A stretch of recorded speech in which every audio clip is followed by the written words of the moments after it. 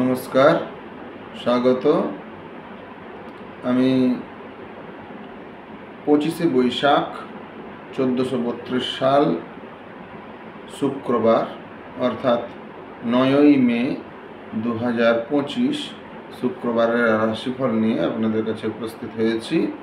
আপনারা রাশিফলগুলো শুনুন, নিজেদের উপকারে আনুন, এটাই আমি চাই।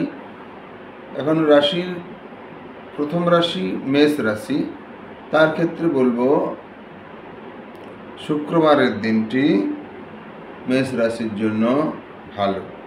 মেষ রাশির ক্ষেত্রে শুক্রবারের দিনটি আপনাকে অনেক কিছু আশা যোগাতে চলেছে, যে আশাতে আপনি সফলতাও পাবেন। উচ্চাশা আপনার মধ্যে দেখা যাচ্ছে, আপনার ব্যক্তিত্ব বৃদ্ধি পাবে মেষ রাশির জন্য, তাই শুক্রবার দিনটি ভালো। বৃষ রাশির ক্ষেত্রে বলবো বৃষ রাশির ক্ষেত্রেও শুক্রবার দিনটি ভালো। নিজের বুদ্ধির দ্বারা লাভ পাবেন, বুদ্ধি দিয়ে কাজকর্ম করে আপনি লাভ পাবেন।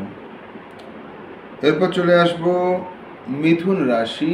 মিথুন রাশির জন্য শুক্রবারের দিনটি একটু অসুবিধা আছে।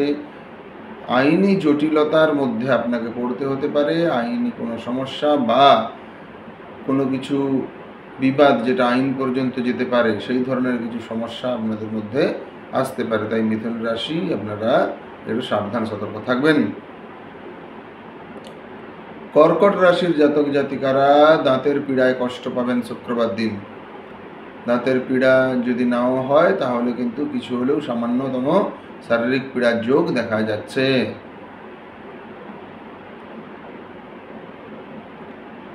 সিংহ রাশির জাতক জাতিকারা অযথা চিন্তাতে ভুগতে হবে আপনাদেরকে।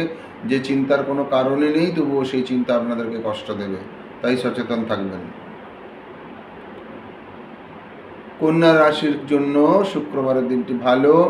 কিছু নতুন কেনাকাটার যোগ রয়েছে, বিশেষ করে কোনো কিছু অর্নামেন্টস, অর্থাৎ সোনার হোক রূপার হোক যাই হোক, কোনো কিছু অর্নামেন্টস বা জিনিসপত্র, গয়না ইত্যাদি আপনাদের কেনার যোগ রয়েছে।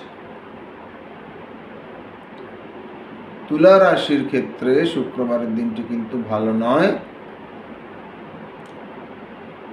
আপনাদের জমি জায়গা সম্পত্তি নিয়ে বিবাদের যোগ দেখা যাচ্ছে, তাই জন্যে খুব ভালোভাবে আপনারা সে সমস্যার সমাধান করার চেষ্টা করুন, মাথা ঠান্ডা রাখুন। বৃশ্চিক রাশির জন্য কিন্তু শুক্রবারের দিনটি ভালো নয়।